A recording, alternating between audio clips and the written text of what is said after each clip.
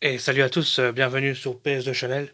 Et aujourd'hui, nouvelle vidéo de rentrée. Donc voilà, j'ai de nouveau été craqué, j'ai de nouveau été faire les magasins. Donc je suis encore sorti de Bruxelles pour faire les magasins en dehors. Et donc voilà ce que j'ai pu trouver. On commence directement par un jeu Super Famicom. Donc le Mickey Mania de Timeless Adventure of Mickey Mouse. Donc voilà, un petit jeu Super Famicom. Donc voilà, moi j'aime beaucoup aussi la console Super Famicom. C'est en Jap, je collectionne généralement que de la PS2 Jap, mais je fais aussi exception. Je préfère prendre mes titres en Super Famicom qu'en Super Nintendo parce que c'est la même chose que la PS2. Je trouve que les jaquettes sont plus jolies, je trouve les covers plus jolis, je trouve que les prix sont beaucoup moins chers et donc et aussi qu'il y a du 60 Hz au lieu du 50 Hz, donc c'est la même chose. C'est exactement pour les mêmes raisons que je collectionne la PS Jap et la Super Famicom. Donc voilà pour celui-là, un petit Mickey. Donc voilà, c'est assez cool d'avoir trouvé ça, surtout que c'est pas super évident de trouver du Super Famicom en boîte complet par chez nous.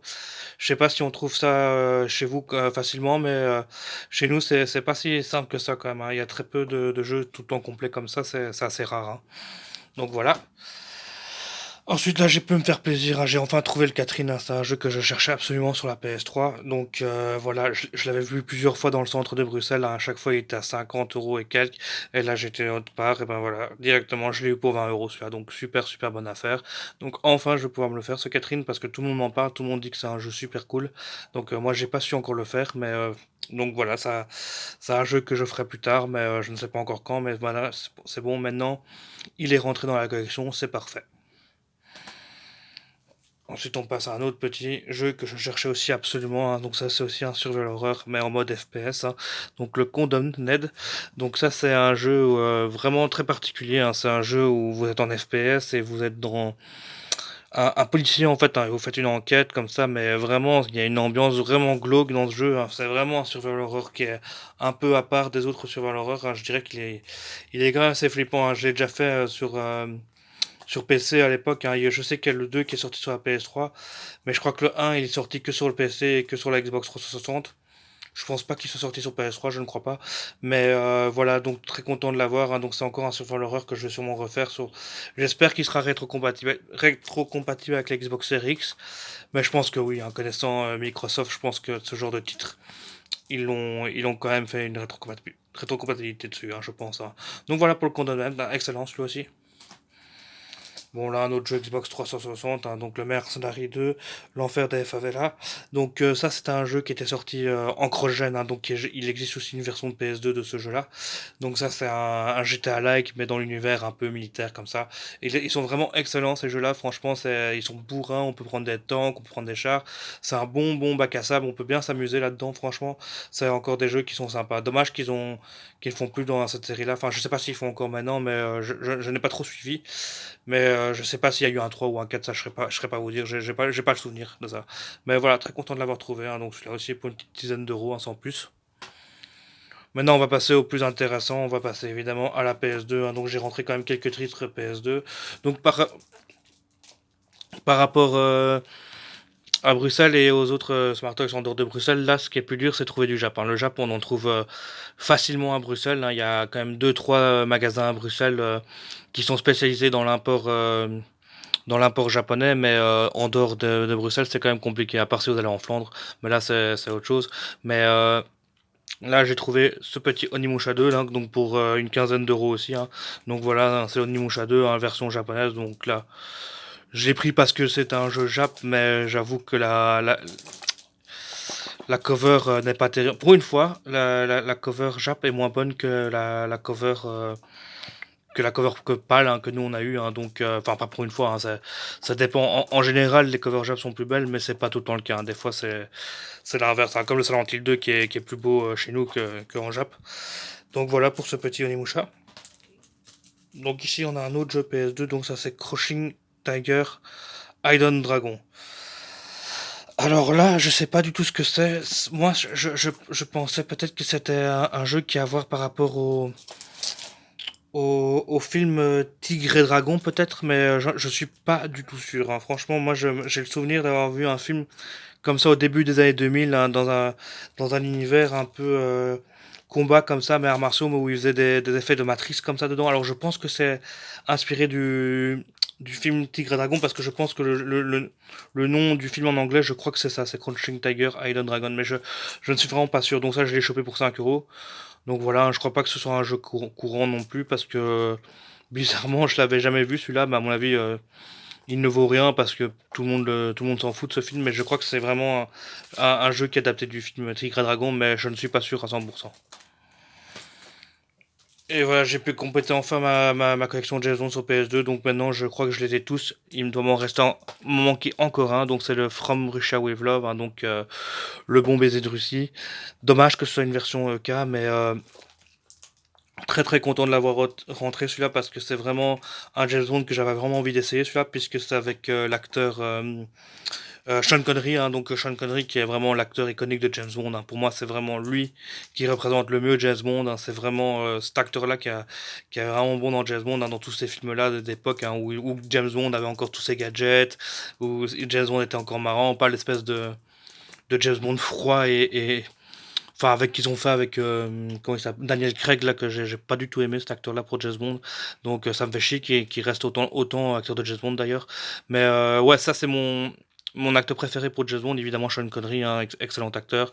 Après j'ai bien aimé aussi Pierce Brosnan, hein, parce que je trouve que les films et les jeux avec Pierce Brosnan sont très bien aussi, hein, c'est peut-être pour ça aussi, mais voilà, comme ça je vais pouvoir enfin interpréter Sean Connery, et ça c'est excellent.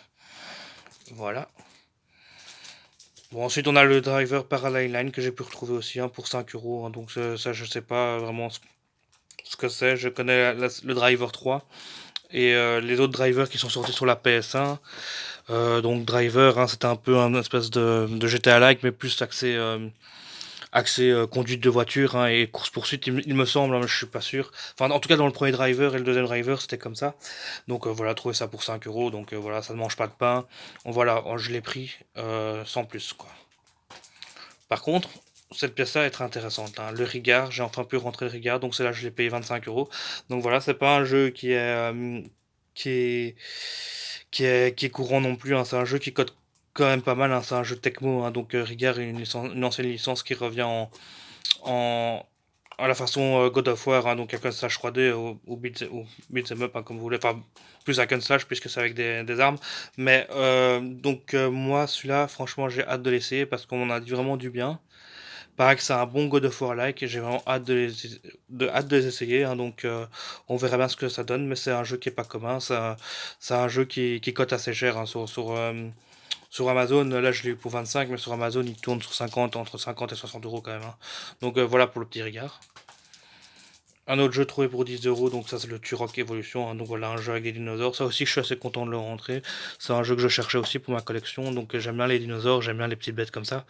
Donc voilà, assez content de l'avoir trouvé, mais par contre, je n'ai pas essayé du tout, je sais pas du tout ce que c'est. J'espère que c'est un survival horror avec des dinosaures, un peu comme il y avait eu avec Dino Crisis. Mais à mon avis, ça doit plus être un shooter, hein, vu que je vois le truc que je vois derrière. Donc on verra ce que ça donnera. Je testerai assez rapidement, je pense, hein. Là, ensuite, on a trouvé le WAC Gromit. Et j'ai trouvé le deuxième aussi, hein. Voilà, j'ai tous les deux pris pour 10 euros les deux, hein, donc 5 euros pièce chacun. Donc voilà, je suis très content.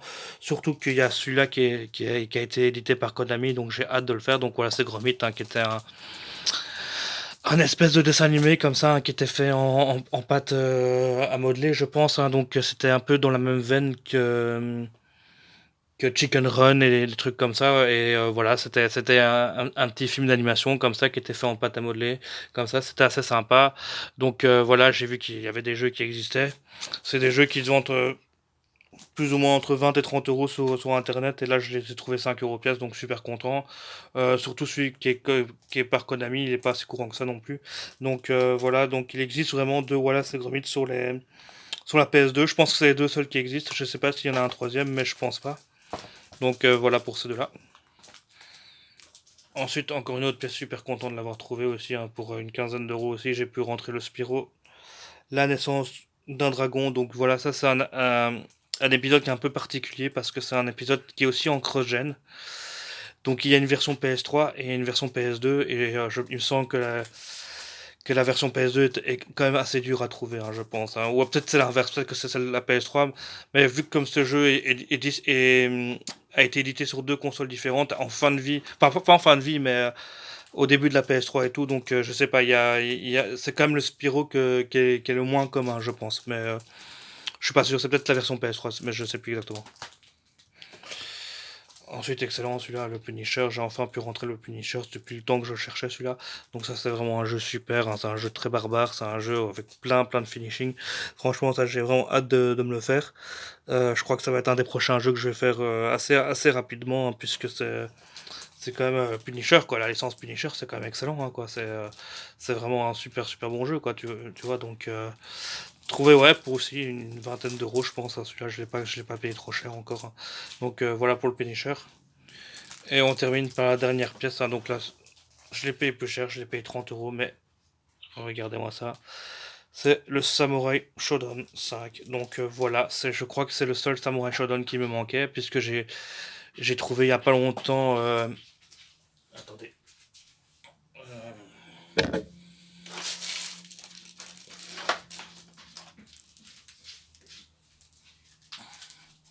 J'avais trouvé cette version Jap de Samurai Spirit en fait, hein. Donc dedans il y avait tous les Samurai Spirit, sauf celui-là en fait dedans. Donc voilà, j'ai pu trouver celui-là en pâle. J'aurais préféré trouver une version japonaise, mais bon, ça fait quand même ça rentre quand même dans la collection SNK Playmore, donc très content. Donc maintenant je les ai tous, c'est bon, c'est déjà une licence en moins à chercher, hein. Donc voilà, voilà pour cette petite rentrée de jeu. Donc voilà, pas grand chose, hein. Je n'ai pas non plus exagéré, hein, vu que j'avais quand même déjà beaucoup dépensé au début du mois. Donc voilà, ce sera tout. Merci. Bonne soirée.